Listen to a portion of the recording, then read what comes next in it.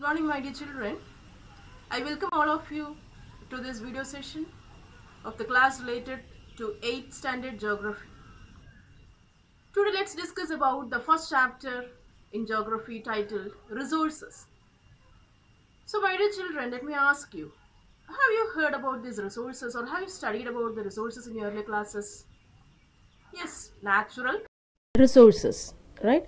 So here we can discuss the main points. The first one, the definition of the resources.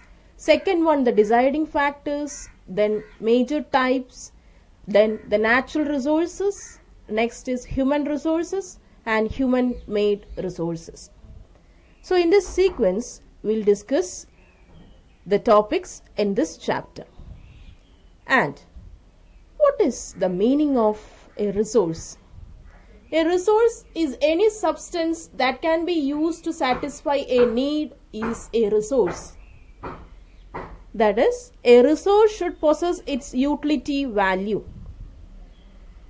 If a substance can satisfy human needs, it is a resource or it possesses utility.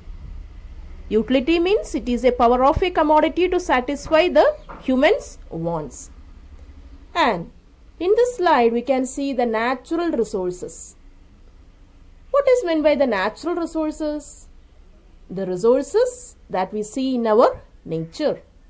So what are the resources that we can see around in our nature? Yes, lakes, trees, mountains, ponds, streams, plants and animals, isn't it? So these are all the natural resources that we can see in our surroundings. And what we have to do these natural resources? The natural resources, it's a free gift of the nature. So we have to conserve such natural resources for our future uses also. If we use such resources wisely, we can save our future also. See, let me narrate with an example. Suppose you have a candy bar. You could eat the whole candy bar now, or you could divide it into pieces to eat later. Saving some of the candy bar to eat later would be a kind of conservation.